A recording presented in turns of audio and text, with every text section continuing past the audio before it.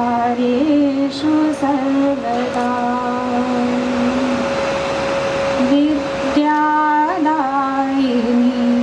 शारदे विद्यादायिनी शारदे नाद ब्रह्मस्वर ज्ञानदायिनी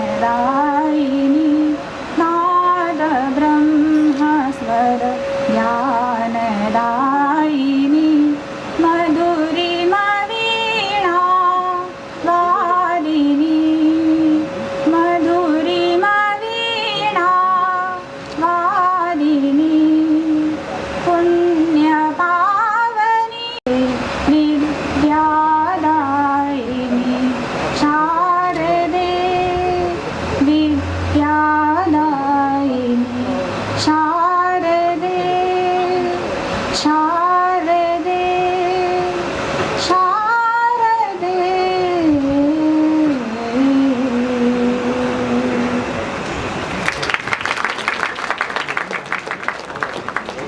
That was just beautiful, Dr. Swati. Beautiful.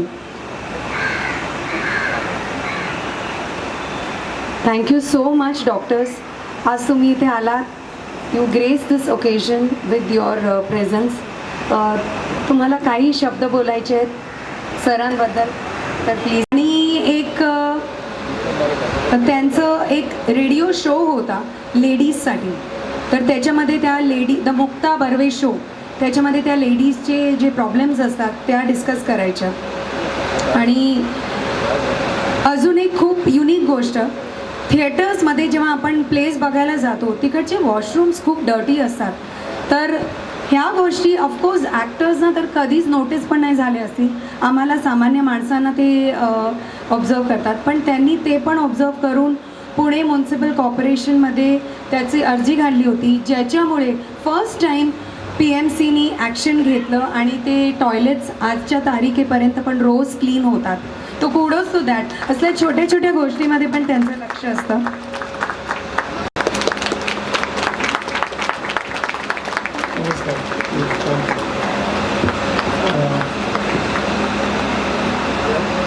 त्या आज आल्या हे आपल्यासाठी फार महत्त्वाची गोष्ट ह्याच्यासाठी आहे की मी त्यांना गेले 5-6 दिवस बघतोय त्यांचं काय चाललंय ते.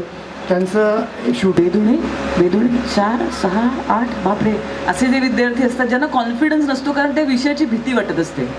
आणि इतके हसतमुख डॉक्टर भेटले मला की मला असं वाटलं की अरे एवढं अवघड नाही आहे का, म्हणजे हो मला दुखणार आहे पण ते मला समजावून सांगतात की तुला नक्की काय होणार आहे. आणि मला वाटतं हीच आपली गरज असते पेशंट म्हणून, की तुमच्या आयुष्यात भयंकर काहीतरी प्रॉब्लेम आहे आणि आता ते भयंकर काहीतरी होणार आहे असं सांगणाऱ्या डॉक्टरची मुळात भीती वाटते आपल्याला, की मला माहिती आहे ना मला दुखतंय आतमध्ये, तुम्ही आणखीन कशाला मला घाबरवताय.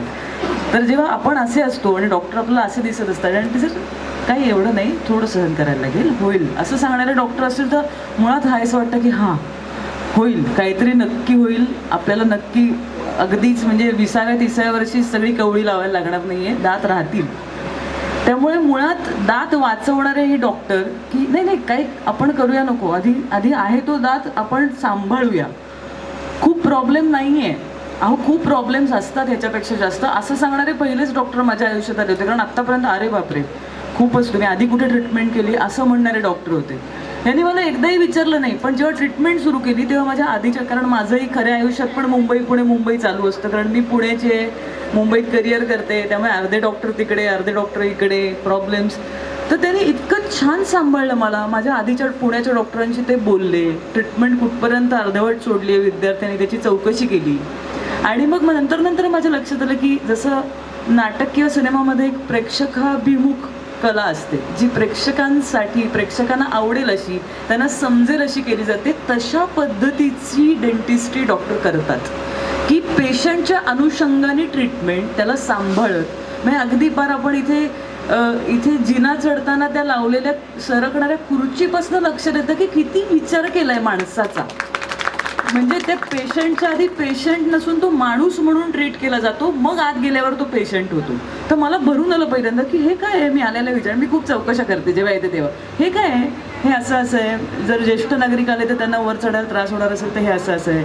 मग एक छान आतमध्ये स्वागत होतं. कुलकर्णी मॅडम आतमध्ये हसतमुख असतात, छान बोलतात आपल्याशी, सगळेजण येतात, हाय हॅलो करतात. बरं असं नाही की मी सेलिब्रिटी आहे म्हणून मला हे मिळतं का, नाही.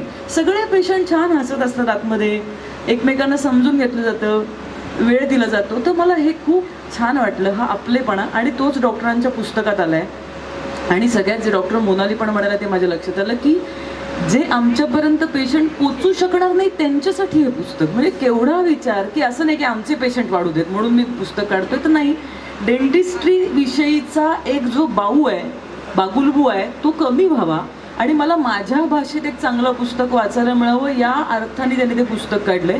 आणि खरंच पुस्तक अत्यंत सुलभ आहे. माझ्यासारख्या साध्या विज्ञानाशी, डॉक्टरकीशी काहीही संबंध नसलेल्या माणसाला सुद्धा ते पुस्तक बघून घाबरायला झालं नाही. साध्या सोप्या भाषेत कळेल असं पुस्तक लिहिलं. Thank you doctor. कारण अनेकदा असं वाटतं की नक्की काय चाललंय माझ्याविषयी, काय आतमध्ये काहीतरी मेटल आहे का, हे काय होणार आहे हे आतमध्ये, ह्या ज्या प्रश्नांची जी घाबरून आपल्याला उत्तरं मिळत नाही ती छान त्या पुस्तकात लिहिली गेली. आणि थँक्यू सो मच. काळजी कशी घ्यायची, काय करायचं, वेळ कमी असणाऱ्या पेशंटसाठी मी ज्या पद्धतीने, म्हणजे विश्वरूप दर्शनच केल्यावर झालं होतं इतपत मी घेऊन आले होते. आणि एकदा तर मला आठवतं की मी एका शूटिंगमध्ये गेले होते आणि मी आधी जिथे ट्रीटमेंट केली होती तिकडची कॅप निघाली आणि ती दर्शनी भागातली कॅप होती, त्यामुळे अचानक खिडकी दिसू लागली हसताना आणि मी अशी हसत होते, हॅलो हॅलो. आणि मी फोन केला, डॉक्टर आत्ता मी शूटच्या ब्रेकमध्ये आहे आणि मला प्रॉब्लेम झाला आहे आणि मला वाटतं सुट्टी होती त्या दिवशी, तर मला काहीतरी करा, या तुम्ही या, आपण बघूया काय झालं आहे. इतक्या शांतपणे डॉक्टरने आलं, मॅडम आल्या. त्या दिवशी बहुतेक फॅन्सी ड्रेस स्पर्धा होती असं काहीतरी होतं, ते सोडून त्या आल्या होत्या, त्यांनी मला ट्रीटमेंट दिली. आणि मला वाटतं तो जो नवीन आपला हे सुरू होणार तो अशाच आमच्यासारख्या त्रास देणाऱ्या पेशंटसाठी सुरू होणार आहे की जे असे वेळी अवेळी डॉक्टरांना त्रास देतात, इथे या आणि बसा आणि ट्रीटमेंट करा. तर त्यासाठी मनापासून थँक्स. सो माझं हे हक्काचं घर आहे, मी काही पाहुणे बिवणी म्हणून आलेली नाही, तुम्हाला माझ्या कॅज्युअल अटायरवरनं पण कळेल. आणि मला खूप छान वाटलं की आज मी इथे येऊ शकले आणि तुम्ही मला बोलवलं. आणि हे जास्त प्रेक्षक नाही म्हणणार मी, वाचकांपर्यंत आणि पेशंट्सपर्यंत पोचाव्यात, कारण हे आमच्यासाठीच खूप गरजेचं आहे. So thank you doctor Monali, thank you sir, thank you, पुन्हा एकदा धन्यवाद. Thank you so much ma'am. खूप छान बोललात, खूप बरं वाटलं. आणि we are so happy and so proud to have our loving family members with us. नाव I request book.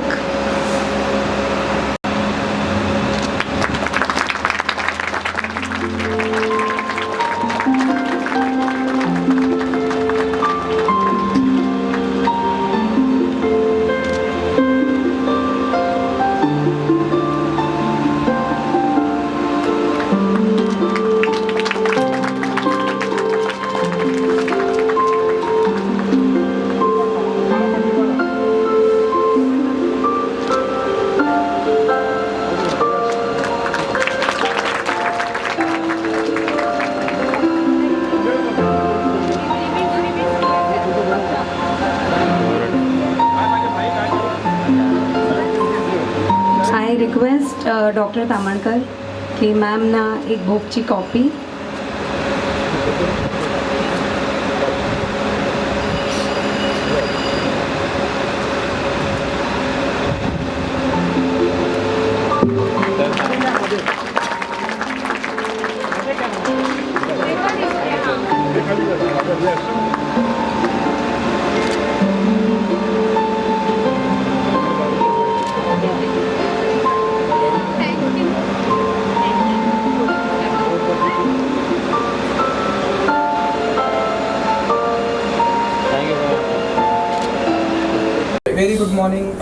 Mukta ji and बहुत ही अच्छी स्पीच आज आपने यहाँ पे प्रेजेंट वो की है। सो आप बताइए कि कैसा रहा एक्सपीरियंस विथ यहाँ पर डेंटल क्लिनिक में आकर एंड क्या कुछ कहना चाहेंगे आज के इस इवेंट? बहुत ही अच्छा था एक्सपीरियंस, क्योंकि मैं सेरामको फैमिली की मेंबर हूँ और एज अ पेशेंट मैं यहाँ आती रहती हूँ।